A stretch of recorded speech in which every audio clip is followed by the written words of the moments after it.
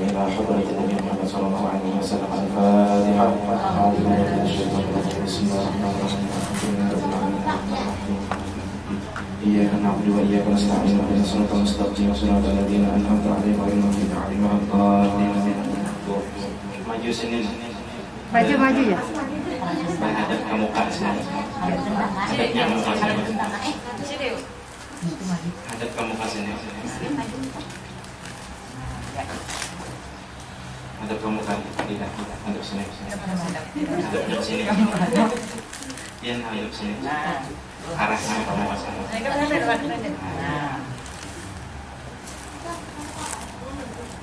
أعوذ بالله من الشيطان الرجيم. بسم الله الرحمن الرحيم.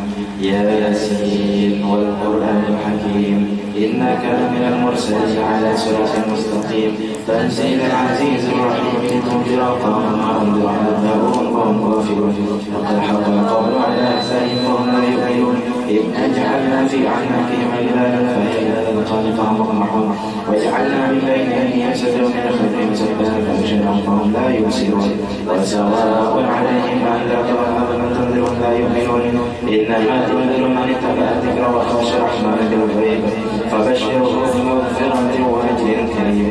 إنا نحن نحيي الموتى ونكتب ما قدموا وآثارهم وكل شيء أحصيناه في إمام مبين. واضرب لهم مثلا أصحاب القرية إذ جاءها المرسلون إذ أرسلنا إليهم اثنين فكذبوهما فعززنا بثالث فقالوا إنا إليكم مرسلون قالوا ما أنتم إلا بشر مثلنا وما أنزل الرحمن من شيء إن أنتم إلا كاذبون قالوا ربنا يعلم إنا إليكم لمرسلون وما علينا إلا البلاغ المبين قالوا إنا تطيرنا بكم لئن لم تنتهوا لنرجمنكم وليمسنكم منا عذاب أليم قالوا طائركم معكم أئن ذكرتم بل أنتم قوم مسرفون وجاء من أقصى المدينة رجل يسعى قال يا قوم اتبعوا المرسلين اتبعوا ما لا يسألكم أجرا وهم مهتدون وما لي أنا أعبد الذي فطرني وإليه ترجعون أأتخذ من دونه آلهة يردني الرحمن بضر لا يغني عني شفاعتهم شيئا ولا ينقذون إني إذا في ضلال مبين إني آمنت بربكم فاسمعون قيل ادخل الجنة قال يا ليت قومي يعلمون بما غفر لي ربي وجعلني من المكرمين وما أنزلنا على قومه من بعده من جند من السماء وما كنا منزلين إن كانت إلا صيحة واحدة فإذا هم خالدون يا حسرة على العباد ما يأتيهم من رسول إلا كانوا به يستهزئون ألم يروا كما أهلكنا قبلهم من القرون أنهم إلينا لا يرجعون وإن كل لما جميع لدينا محضرون وآيات لهم الأرض الميتة أحييناها وأخرجنا منها حبا فمنه يأكلون وجعلنا فيها جنات من نخيل وأعناب وفجرنا فيها من عيون ليأكل من ثمره ومع عينها فلا يشكرون سبحان الذي خلق الأزواج كلها مما تنبت الأرض ومن أنفسهم ومما لا يعلمون وآيات لهم الليل نسلخ منه النهار فإذا هم مظلمون والشمس تجري لمستقر لها ذلك تقدير العزيز العليم والقمر قدرناه منازل حتى عاد بالرجل القديم لا الشمس ينبغي لها أن تدرك القمر ولا الليل سابق النهار وكل في فلك يسبحون وآيات لهم أنواع حملنا ذريتهم في الفلك المشحون وخلق لنا بمثله ما يركبون وإن نشأ نغرقهم فلا صريخ لهم ولا هم ينقذون إلا رحمة منا ومتاعا إلى حين وإذا قيل لهم اتقوا ما بين أيديكم وما خلفكم لعلكم ترحمون وما تأتيهم من آية ربهم إلا كانوا عنها معرضين وإذا قيل لهم انفقوا مما رزقكم الله قال الذين كفروا للذين آمنوا أنطعم من لو يشاء الله أطعمه إن أنتم إلا في ضلال مبين ويقولون متى هذا الوعد إن كنتم صادقين ما يعلمون إلا صيحة واحدة تأخذهم وهم يخصمون فلا يزال أن توسعة ولا إلى أهلهم يرجعون ونفخ في الصور فإذا هم داخلة إلى ربهم ينسلون قالوا يا ويلنا وقعتنا بمرقدنا هذا ما وعد الرحمن وصدق المرسلون إن كانت إلا صيحة واحدة فإذا هم جميع لدينا محضرون لا تظلم نفس شيئا ولا تجزون إلا ما كنتم تعملون إن أصحاب الجنة اليوم في شغل فاكهون هم أزواجهم في ظلال على الأرائك متكئون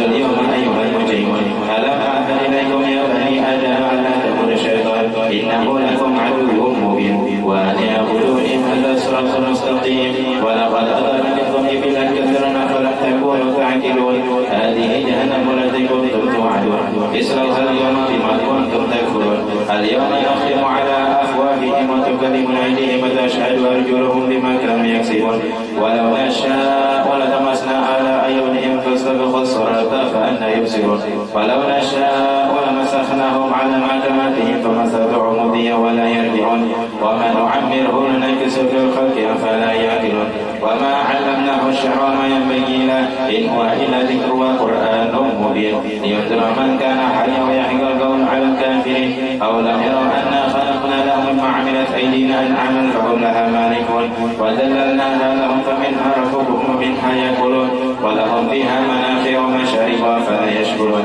واتخذوا من دون الله آلهة لعلهم ينصرون لا يستطيعون نصرهم وهم لهم جند محضرون فلا يحزنك قولهم إنا نعلم ما يسرون وما يعلنون أولم يرى الإنسان أنا خلقناه من نطفة فإذا هو خصيم مبين وضرب لنا مثلا ونسي خلقه من يحيي العظام وهي رميم قل يحييها الذي أنشاها أول مرة وهو بكل خلق عليم الذي جعل لكم من الشجر الأخضر نارا فإذا أنتم منه توقدون أوليس الذي خلق السماوات والأرض بقادر على أن يخلق مثلهم بلى وهو الخلاق العليم إنما أمره إذا أراد شيئا أن يقول له كن فيكون فسبحان الذي بيده ملكوت كل شيء وإليه ترجعون.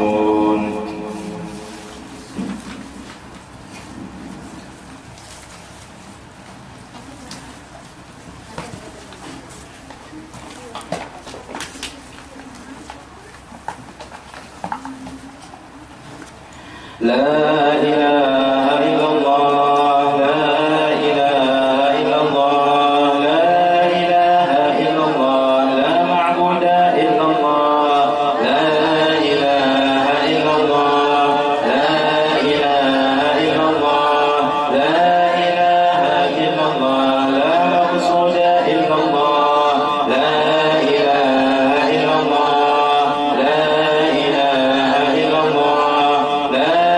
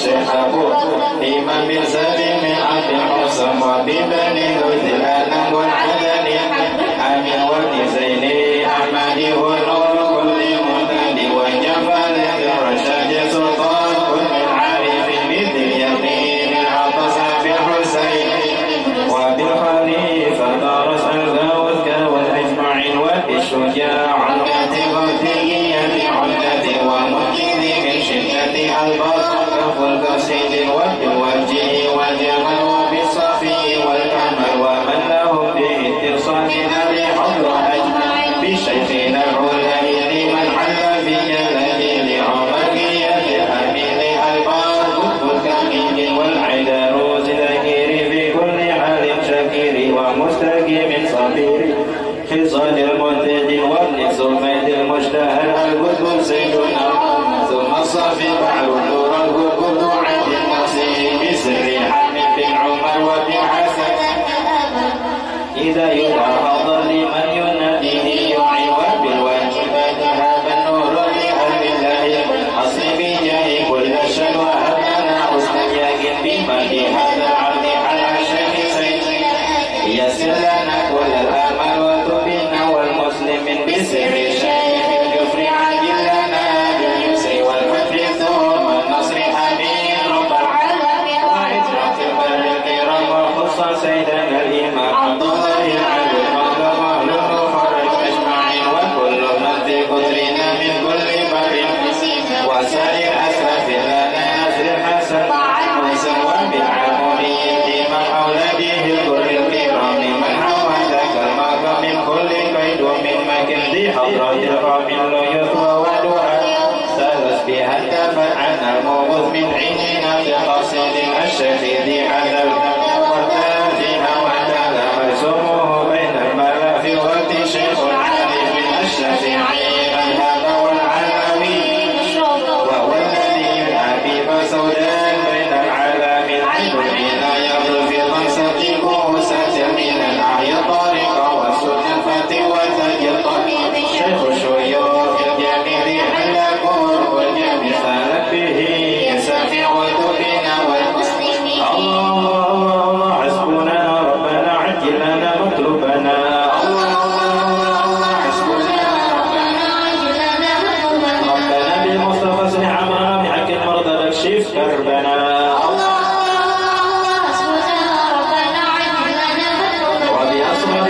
وبأسرار البتول يوتبنا بحق الحسنين كلنا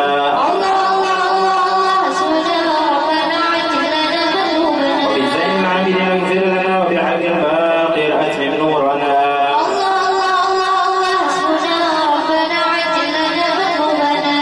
وبسلك الصادق اجمع شملنا بحق الكاذب ارفع قدرنا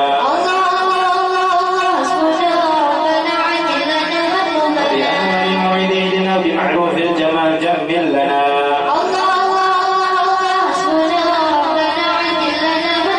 وبحق البريع سوف اشفنا وابنه احمد سهل صعبنا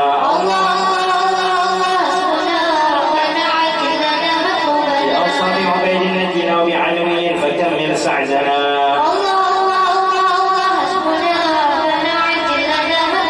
وبألطاف الجمال اسمع لنا بعلوي وعلي ذخرنا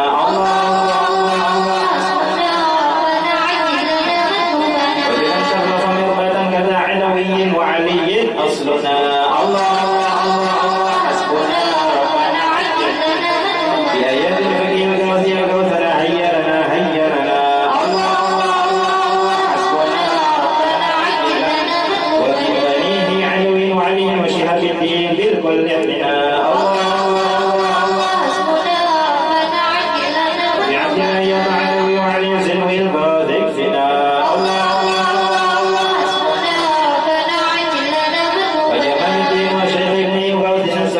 في كل عنا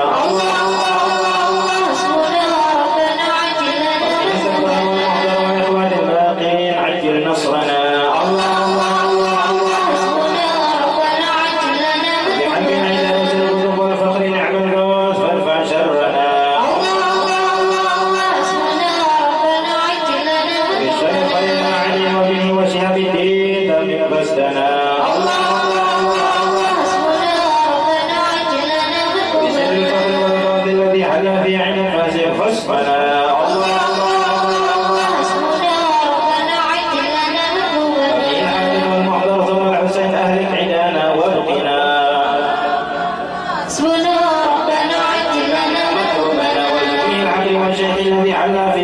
سهل صعبنا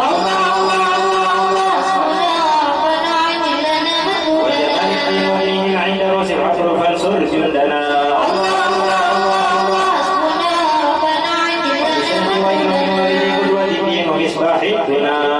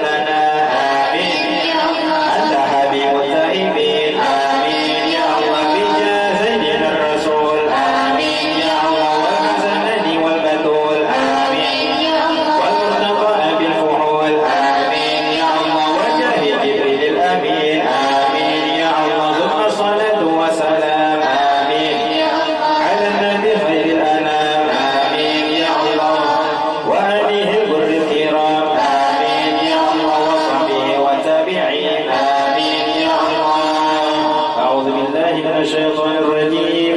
بسم الله الرحمن الرحيم.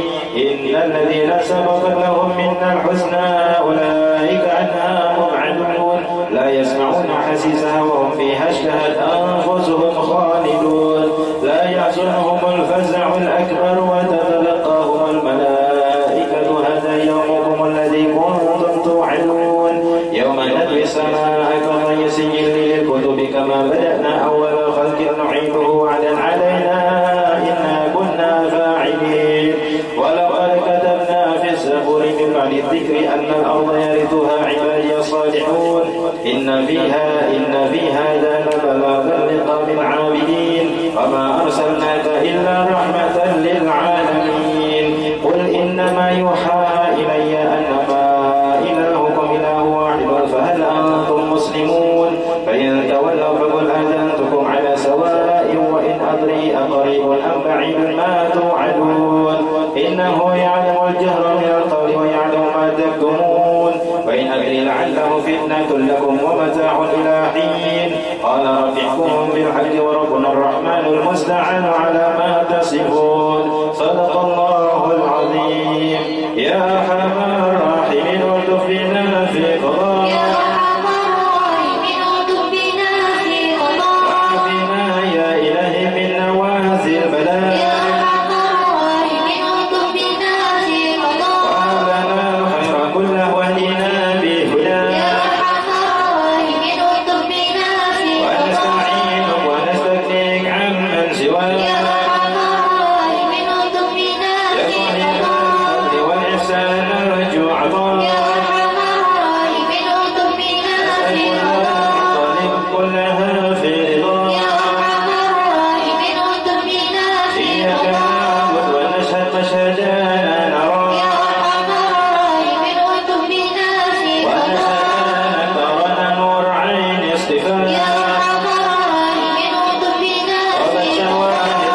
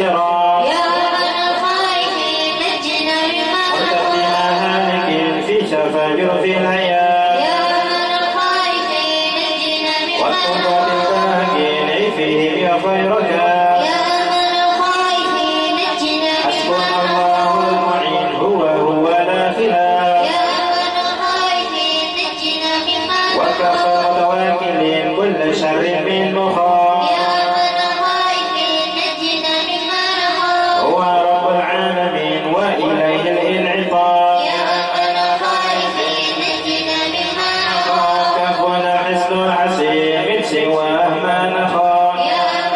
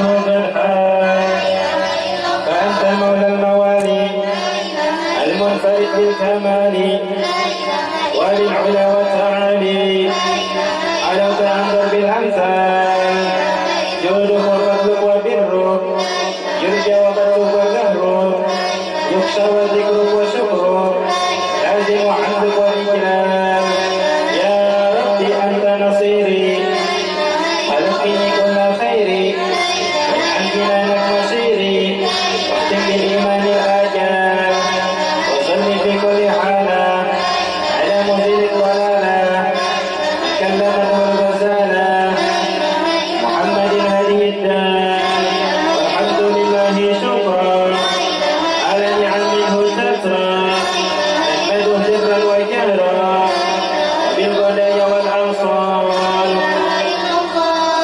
يا أرحم الراحمين يا أرحم الراحمين يا أرحم الراحمين فرج عن المسلمين يا أرحم الراحمين يا أرحم الراحمين يا أرحم الراحمين فرج عن المسلمين يا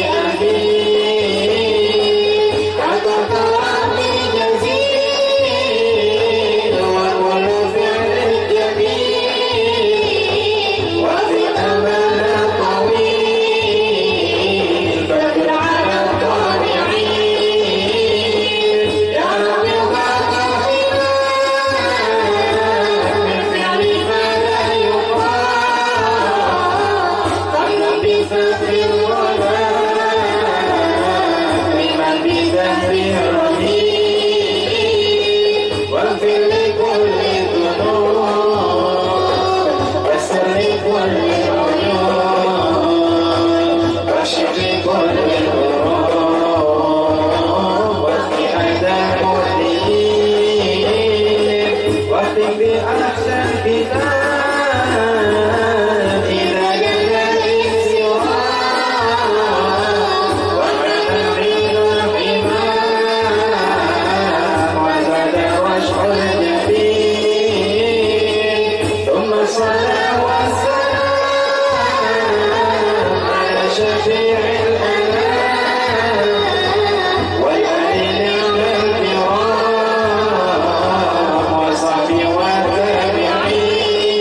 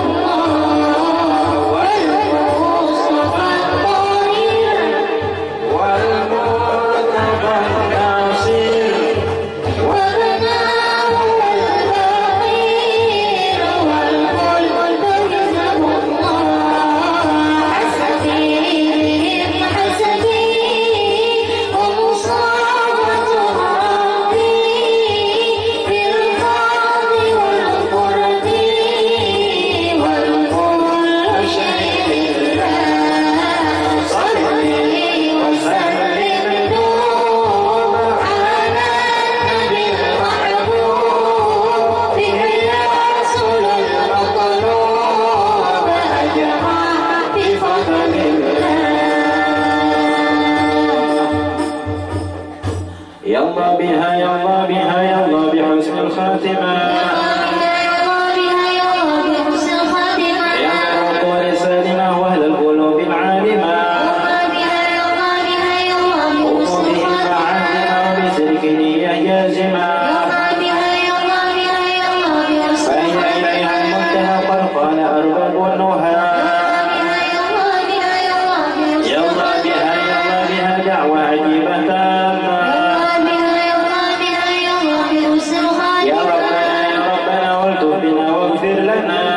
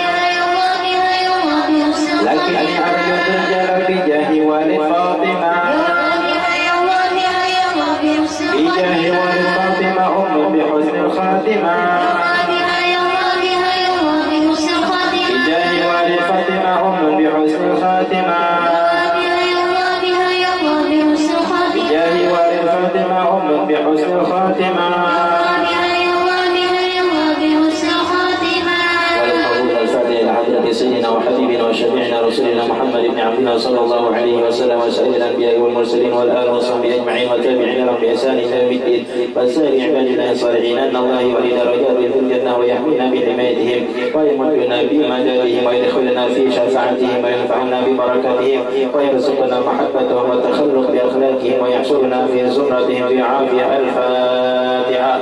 أعوذ بالله من الشيطان الرجيم. بسم الله الرحمن الرحيم. الحمد لله رب العالمين الرحمن الرحيم مالك يوم الدين إياك نعبد وإياك نستعين اهدنا الصراط المستقيم صراط الذين أنعمت عليهم غير المغضوب عليهم ولا الضالين آمين.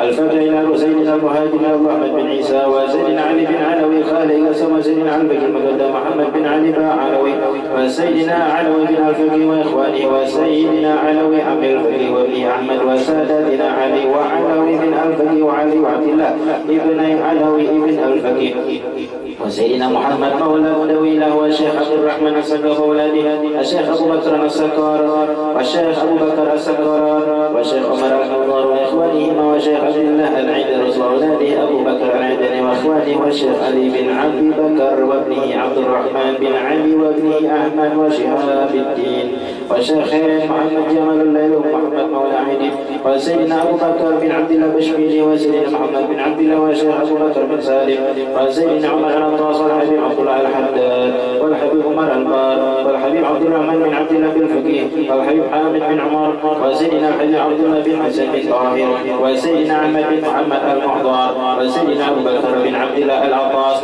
وسيدنا علي بن محمد الحبشي والحبيب عبد الله بن شيخ العيدروس والحبيب أحمد بن عيدروس العيدروس والحبيب عبد الرحمن المشهور وابنه أحمد وابنه عبد الله بن علي المشهور والحبيب سالم بن حفيظ والحبيب عبد الله بن عمر الشافعي والحبيب علوي بن عبد الله بن شهاب الدين وابنه محمد بن علوي وجميع سادتنا آل أبي علوي والشيخ سعيد العمودي والشيخ سالم بن فضل بافضل والشيخ علي بن محمد الخطيب والشيخ سعد بن علي مرحج والشيخ عبد الله بن أحمد سودان ومشايخ الحضرة الجميع ووالدنا وأولادنا وأهلنا ومشايخنا والمعلمين وكاتب الحضرة ووالديه وجميع المسلمين أن الله يعلي درجاتهم في الجنة ويغفر لهم ويرحمهم ويسكنهم الجنة. الفاتحة. أعوذ بالله من الشيطان الرجيم. بسم الله الرحمن الرحيم. الحمد لله رب العالمين الرحمن الرحيم مالك يوم الدين.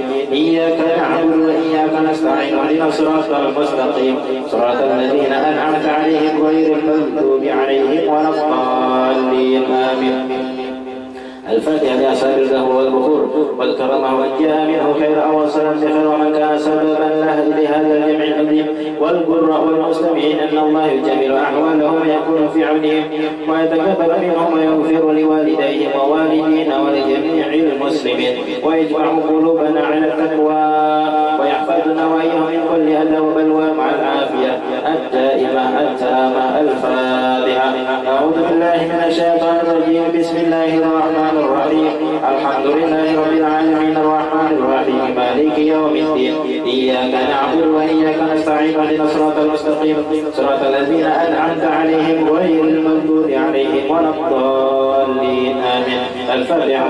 ببركة الحضرة الشريفة وهؤلاء سادة الأنجاب أن الله يصلح الإمام والأمة والرعي والرعية ويفرج على المسلمين ويرحمهم برحمة هنيئة مريئة نافعة ويطرح فيها الخير والبركة ويعجل بها ويصلح السادة العلوية ويغفر ذنوبنا ويستر عيوبنا ويسهل مطلوبنا ويحسن أخلاقنا ويوسع في الحلال أرزاقنا ويكفينا شر الأذيات والبليات ويدفئ نار الفتن والمحن ما ظهر منها وما بطن ويطيل أعمارنا في طاعته ومحبته ورضاه ويمن علينا بكمال محبته ومحبة نبيه محمد صلى الله عليه وسلم واتباع شريعته والاقتداء به وبسلفنا الصالحين أن الله يعطي كل سائل منا ومنكم سؤله ومأموله على ما يرضي الله ورسوله ويهب لنا كل خير ويعاملنا معاملة أهل الخير ويعم ببركة هذه الحضرة على المسلمين أجمعين ويتقبله منا ويقبلنا على ما فينا ويكون على الجميع بكمال حسن السابقة وحسن الخاتمة عند الموت في خير ولطف وعافية وإلى حضرة النبي محمد صلى الله عليه وسلم. الفاتحة. أعوذ بالله من الشيطان الرجيم. بسم الله الرحمن الرحيم. الحمد لله رب العالمين الرحمن الرحيم إياك نعبد وإياك نستعين اهدنا الصراط المستقيم صراط الذين أنعمت عليهم غير المغضوب عليهم ولا الضالين. آمين. بسم الله الرحمن الرحيم. الحمد لله رب العالمين. الحمد لله الذي هدانا لهذا وما كنا لنهتدي لولا أن هدانا الله.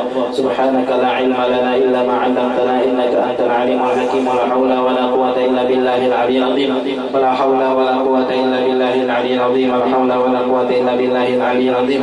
رب اشرح لي صدري ويسر لي أمري واحلل عقدة من لساني يفقهوا قولي. آمين. اللهم صل على سيدنا محمد عدد ما في علمنا صلاة لازمة بدوام ملك الله وعلى آله وصحبه ajma'in. Amma ba'du. Alhamdulillah, pada sore hari ini sebagaimana biasa kita berkumpul, yang mana tempat ini insyaallah adalah tempat termasuk yang mulia. Sebagaimana Rasulullah SAW bersabda, "Idza maratu bi riyadil jannah farta'u." Qalu ya Rasulullah wa ma riyadul jannah? Qala majalisul ilm. Kama qala sallallahu alaihi wasallam. Rasul sallallahu alaihi wasallam bersabda kepada para sahabatnya, ujar Nabi, kalau kalian melewati kebun surga maka hendaklah mampir, ikuti, umpati. Para sahabat bertanya, ya Rasulullah, apa itu kebun surga? Maka dijawab oleh Nabi Shallallahu Alaihi Wasallam, kebun surga adalah majelis ilmu. Nah, ini termasuk daripada majelis ilmu. Maka insya Allah sebagaimana kita berkumpulnya di sini yang disebutkan oleh Rasulullah Shallallahu Alaihi Wasallam, ini adalah kebun surganya. Insya Allah kita semua akan dikumpulkan di dalam surganya Allah Subhanahu Wa Taala. Amin ya Rabbal Alamin. Apalagi kita rancang berkumpul-kumpul dengan para habaib, para ulama dan lain sebagainya. Insyaallah kita juga kena sebagaimana guru-guru kita memadahi amunnya ikam jasidin taparak lawan tukang minyak harum juga awak. Dan guru-guru kita amunnya ikam taparak lawan tukang haram, sedikit banyaknya karena terpalit juga lawan haramnya. Nah, jadi cari kawan yang ukuran membawa ke majelis. Kalau yang kadang membawa ke majelis, kadang ada manfaatnya daripada bapak dipandir sore, kada ada gawian baik datang ke majelis yang kaduro. Nah untuk gede sih. Nah, alhamdulillah sore hari ini kita berkumpul pada beliau ini digelari Uwas Banjar, Ustaz Abdul Somad Banjar, versi Banjar, tapi lain Ustaz Abdul Somad yang hanya kawin telah. Kamu sih jenis anak kawin ke belum? Nah, alhamdulillah juga Ustaz Abdul Rauf, kalau pelah hadir Ustaz Muhammad, Ustaz Alto dan lain sebagainya. Ini beliau hanya datang dari Tarim juga, dari Rubat, itu Habib Abdullah Asyatiri. Itu beliau 6 tahun ya kan, 6 tahun di sana, masya Allah. Insya Allah barokah kita kumpul-kumpul kayak ini, kada dalil, kada ada niat lain melainkan niat kita menyenangkan Allah Subhanahu Wa Taala, menyenangkan Rasulullah. Kita berkumpul-kumpul kayak ini sebagaimana dahulu para sahabat berkumpul dengan Rasulullah juga, kayak itu juga kita. Nah, berkumpul-kumpul di dalam membahas tentang ilmu zikir. Hadrah Basaudan itu isinya zikir, jadi tidak ada yang salah di dalam Hadrah Basaudan. Kalau ada orang yang menyambat masalah Hadrah Basaudan, kalau usah didamari. Kita mengadakan maulid, ada juga namanya menyambati. Kayak itu juga kita mengadakan Hadrah Basaudan, ada juga namanya menyambati. Kau kada usah digaduhi. Yang penting kita membaca zikir. Man akhiru kalami la ilaha illallah dakhulal jannah, jar Nabi sallallahu alaihi wasallam. Siapa yang akhir umurnya mengucap la ilaha illallah dakhulal jannah, maka akan masuk ke dalam surga. Kita seminggu sekali berzikir insyaallah sebagaimana kita kebiasaan kita sehari-hari, maka kayak itu juga kita meninggal sehari-hari umpamanya memandir orang, nauzubillah meninggalnya memandir orang juga. Sehari-hari membaca zikir insyaallah karena akhir umurnya akan mengucap la ilaha illallah juga. Nah, insyaallah itu juga yang kita tuju. Nah, kemudian kita dengarkan faidah atau yang disampaikan insyaallah Ustaz Uwas Banjar, Ustaz Hasanuddin Al-Banjari. Insyaallah mudah-mudahan manfaat bagi kita lah, insyaallah dunia dan akhirat insyaallah. Dan kemudian Ustaz Abdul Rauf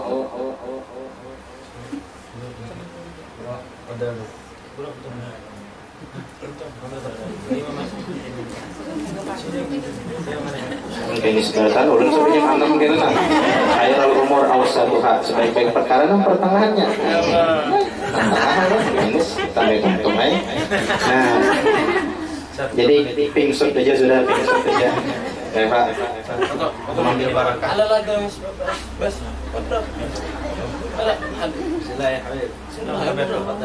Barakah daripada Hadramaut. Kalimantan. Sidin masih sopan lagi mungkin lah, masih hanyar lagi ya kan.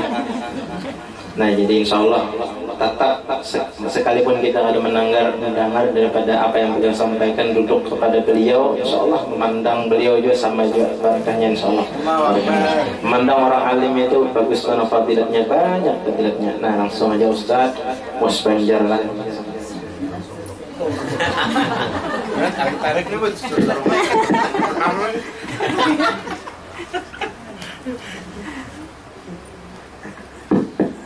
Bismillahirrahmanirrahim. Assalamualaikum warahmatullahi wabarakatuh. Waalaikumsalam warahmatullahi wabarakatuh. Mudahan mang menjauh salam ulil masuk surga barataan. Nang kada menjauh tadi mudahan masuk angin. Angin surga. Amin. Ya Rabbal anginnya barang. Mudah-mudahan dapat berkah barataan. Amin ya Rabbal alamin. Bismillahirrahmanirrahim. Kullu amrin jibalin walam yuqda bihamdillah. Setiap majlis yang tidak diawali dengan alhamdulillah rabbil alamin fahuwa aqta, maka amal itu putus, tidak bisa dipertanggungjawabkan di hadapan Allah Subhanahu wa taala. Maka kita awali majlis ini dengan membaca alhamdulillahi rabbil alamin. Setiap majelis yang tidak dibacakan salawat kepada Nabi, maka kata Nabi majelis itu anta nazifah, majelis bangkai, majelis busuk. Yang tadinya tempatnya suci, badannya bersih, pakaiannya bersih, hamparan sejadah tikarnya bersih, suci jiwanya, bersih hatinya. Tapi kalau tidak ada salawat yang dibaca di setiap majelis, maka kata Nabi anta nazifah, majelis bangkai. Jadi kalau ada majelis bahwa orang anti maulid, anti salawat, maka majelis itu majelis bangkai, berbau busuk. Maka kalau mau harum, maka dengan sholat, dengan hadrah basau, dan ini luar biasa.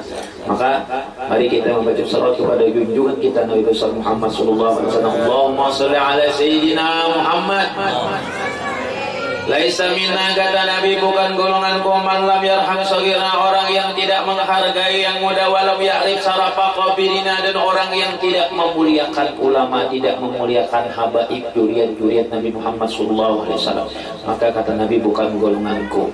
Banyak sekarang dari seorang raja sampai seorang RT, pembakal macam-macam ini tidak menghormati, tidak memuliakan ulama. Banyak ini terjadi di kampung kita, Badataan, Bu, di mana-mana se-Indonesia sudah. Bu, lihat orang-orang terpilih, tertentu orang kelihatan, orang-orang yang kadang-kadang tujuan agama Islam dengan ulama dan habaib. Maka kata Nabi, laisa minna, mereka bukan golonganku. Maka ya oleh sebab itu yang lu muliakan, ulun hormati para habaib, para alim ulama, guru agama, wabil khusus khadimul majlis, yaitu Al-Ustaz Ahmad Muhajir Ilallah. Mudah-mudahan sidin panjang Badataan. Amin. Singkat aja, Bu. Anak jam 6 kan ampe. Jadi singkat aja, mudah-mudahan sidin panjang berat, panjang umur, panjang sehat, panjang jodoh, yang panjang rezeki. Dan yang lain-lainnya panjang juga. Amin. Yang ulun muliakan yaitu ada lagi di sini Al-Habib Arifin Ba'bud, ini dari Batilantang. Sidin 4 ulun, alhamdulillah. Tapi sidin namanya pirakan berapa, masya Allah. Jadi lu kalau punya sidin lu 4 ya, seraja membawakan. Nah ini berkahnya. Berkah, mudah-mudahan. Amin ya Rabbal. Yang lu muliakan Ustaz Abdurrahman, patut-patutnya dulu nang tahu ngarannya, nang tadi itu hanya bertakun. Tentu Ustaz Abdurrahman Rasudin, ini hanya datang sekitar 8 bulan dari Hadramaut. Minggu tadi sudah sinilah. Alhamdulillah, berkat, mudahan kita kumpul-kumpul, kita berkumpul jadi surga bersama. Amin. Mudahan diampunkan dosa berkat berkumpul kayaknya. Amin.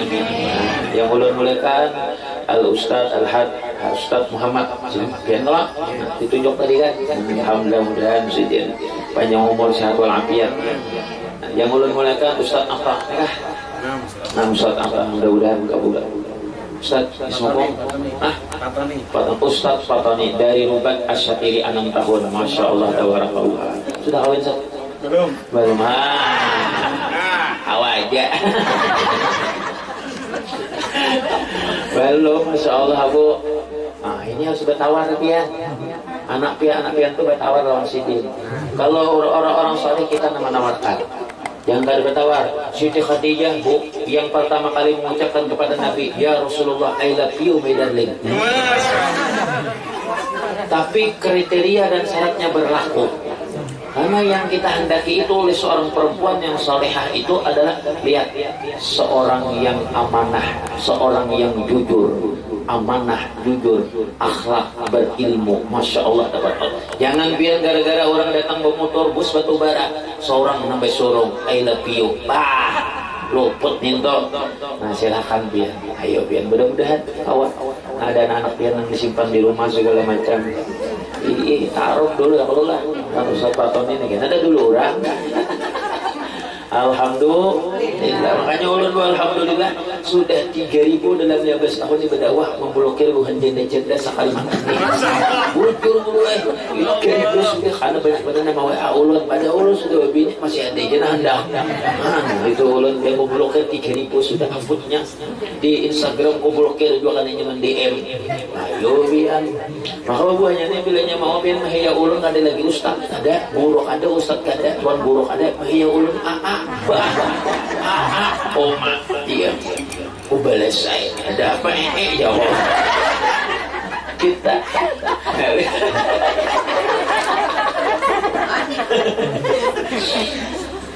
Nah, ibu-ibu yang di luar silahkan menonton di Instagram Sanudin Al-Banjari, silahkan di follow, bisa dilihat. Ini kita siaran langsung nih. Nah, ya, langsung ibu-ibu yang di luar nih. Mudah-mudahan kita sini nih, kita doakan Ustaz Ahmad Muhajir ini dapat tanah berpanjang, bagus, seruhung. Ulun ini bilanya kami jelas tawar nih, kamarnya pasti memikirkan bangunannya dan pasti memikirkan mencarikan duitnya. Itu gawian ulun. Itu biar saya kok pulang kawan betang saudara, oh nih membangun pondok, kita bangun macam-macam, tapi kita carikan duitnya karena kita bisa beramal belilah.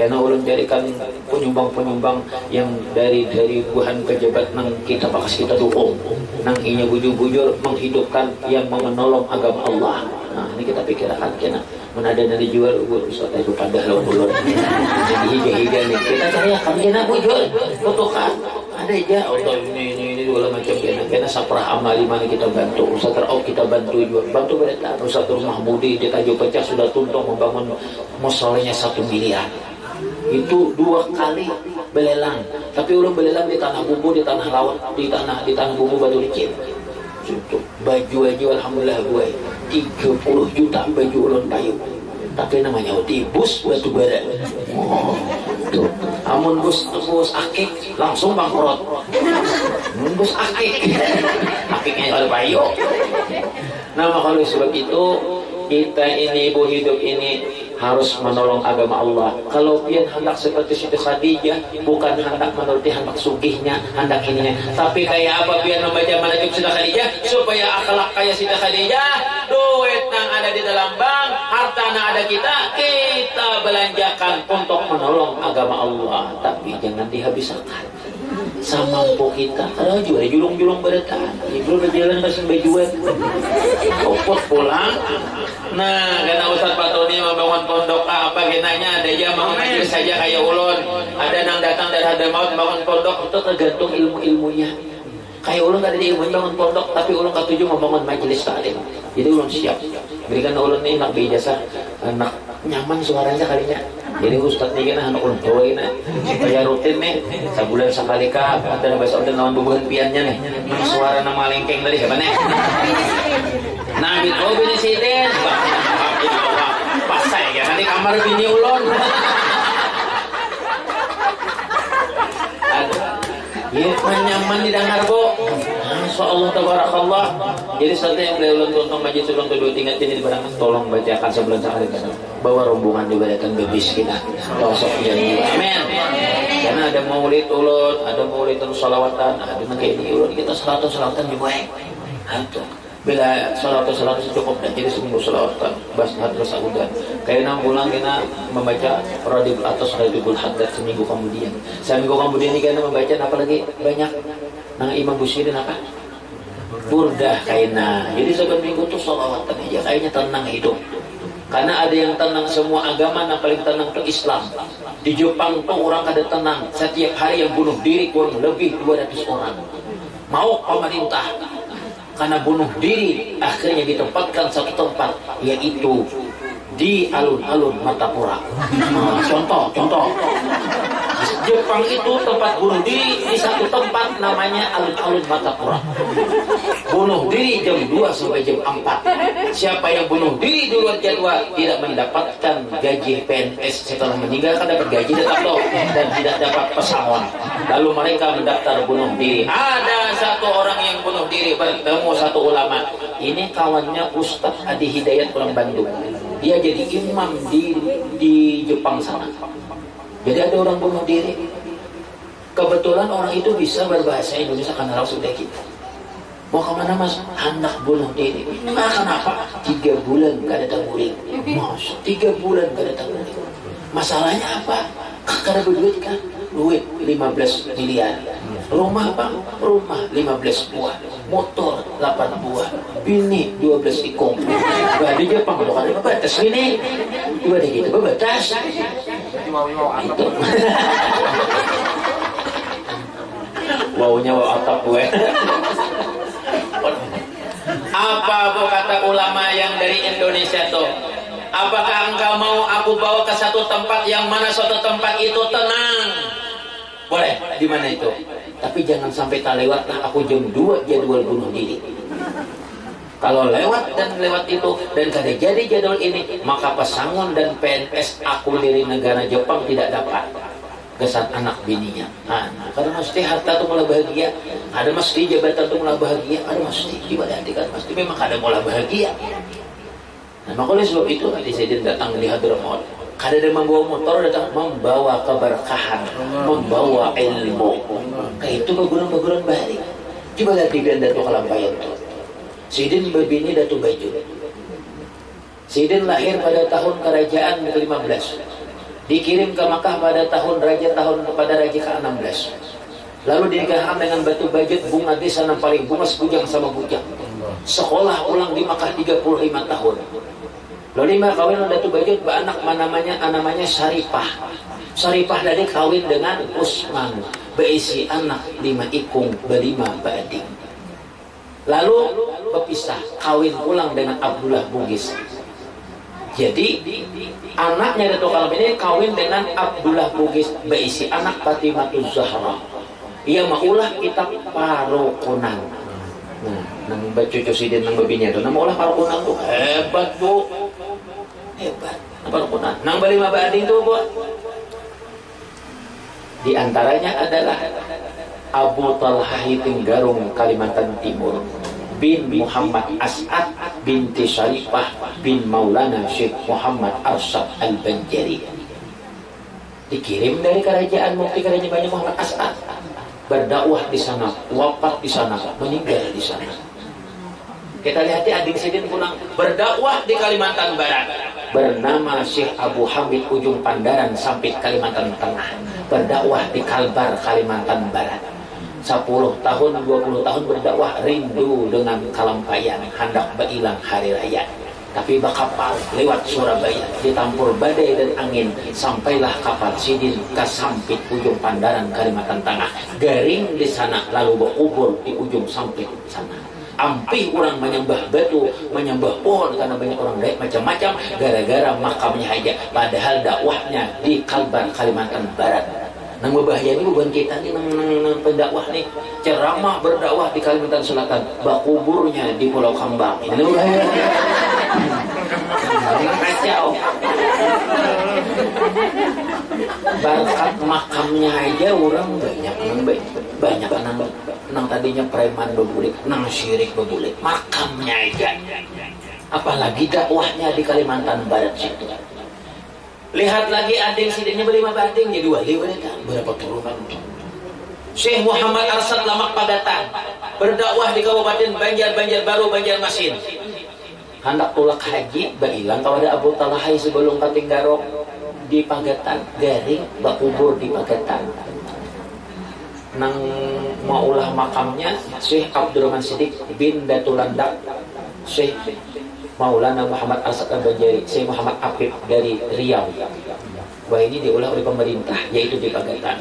Ampe bobuhan nang bahari nang Kota Baru sebelum kabupaten dan tanah bumbu itu, nang bahari pista pantai, nang berdangdut, nang menawak wadai ke laut, penunggu sungai, penunggu laut, agar bagus segala panen dan macam-macamnya. Ampe, kenapa? Berkat makam cucunya Datuk Kalampayan.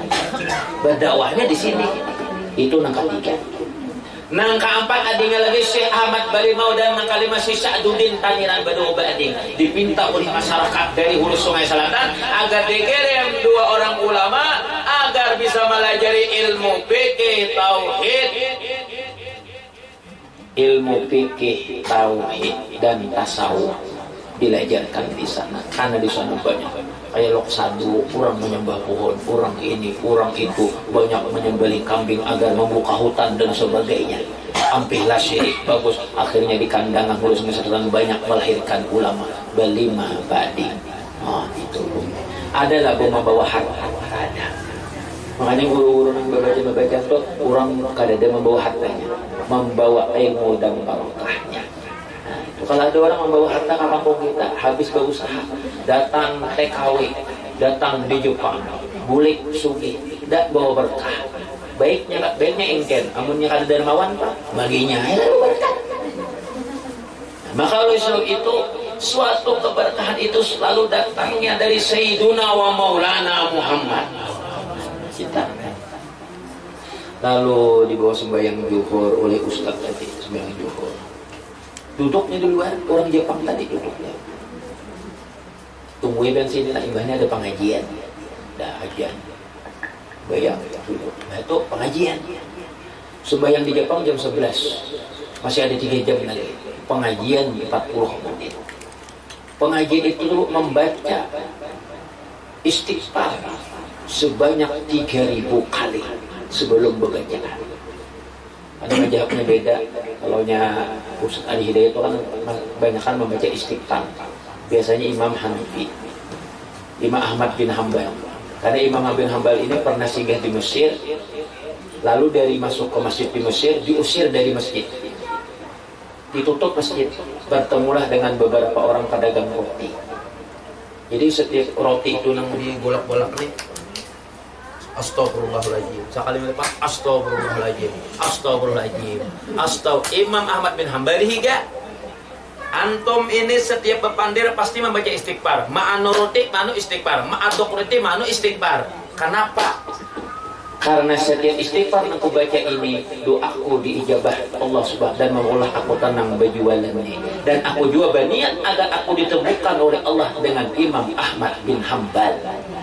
Nang maulah Imam Ahmad berjalan ke Mesir itu, Bu, karena istighfarnya daripada tukang roti tadi. Olah tenang. Apalagi nanti dibaca salawat ya, makin datang olah langkah-langkah Nabi Muhammad ke rumah kita, ke majelis kita. Apa ya itu luar biasa, Bu. Akhirnya langkahnya sampailah ke Mesir. Lalu setelah itu baca ada Allah semuanya berzikir, astagfirullahaladzim, taguring ulang Jepang 3 bulan dari simburingan.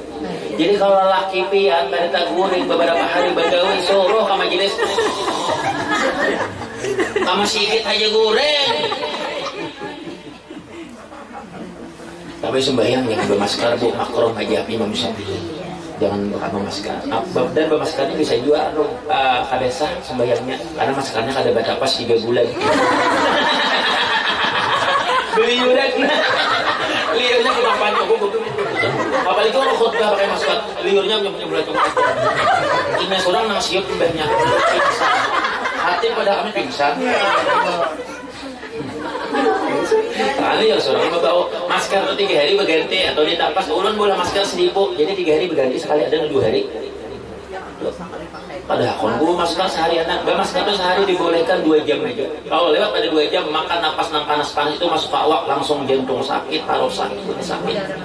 Aneh juga. Masker, jangan ini jangan kan manusia pesawat aja masker. Minum dulu. Campur. Tambahin lagi. Sudah Bu, di luar silakan Instagram lah, dilihat aja lah. Ada Bapak. Ada TV-nya Kak? Alhamdulillah. Bunyi Bu, udah hilang. Gara aku TV. Tadi ibu-ibu nang kalau merasa kalawasan, nah hendak bulik tiba dulu, nah pendak kami, nah hendak apa segala macam. Ulun ini sudah biasa bacaan kadeda jamaahnya.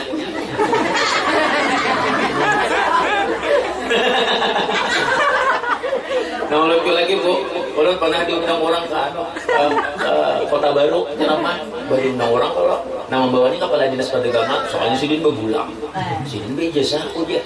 Gue pulang begini, seorang pakai gini aja, makanya ulun nukara juga boleh juga ini. Sekarang ada gagah nih, wah kan, seorang ada dianggap kurang. Jadi waktu ulun dibawa sidin itu ke Kota Baru, sidin kepala dinas perdagangan Tanah Bumbu, bawa ulun situ. Sekalian ada salami sidin aku ada. Dikira orang kalau aku nih judulnya, ulun harus kalah bener, kalah. Jokong ini, aku biar siup, biar udah sampai ke teras masjid. Sampai ke teras masjid nih, anu jadi depan dia, anu aja, bawakan sandal gurunya, suruhnya aku membawakan, suruhnya kita membawakan. Nah ya, tapi seorang udah diam aja, aku bawakan, padahal ulun penceramahnya, aku bawakan sandalnya pada anak di atas mimbar, berikannya abut mencari, kemana gua? Sana kah? Oh sudah. Oh iya, sebut pada gula. Karena gula kita ada aja. Aku boleh pulang berkabar situ biar satu mat. Jadi situ pulang orang. Nah, lalu ulun dipanggil ceramah gue. Nang membawa kepala dinas tadi. Duduk kan, jamaahnya tak kajut. Nah, dia lain nanti salami tadi nang ceramah. Salah aja bulannya orang aja dan salami aja. Iya, aja bulannya dia. Segala macam. Betul aku mamai, jauh aku pada dihidani tadi, jauh mantang-mantang aku pada bungas jauh. semacam itu. Pada aku bulikannya jamaah itu bos berut anak bersalaman. Sampai aku ada aku lagi sudah merayu.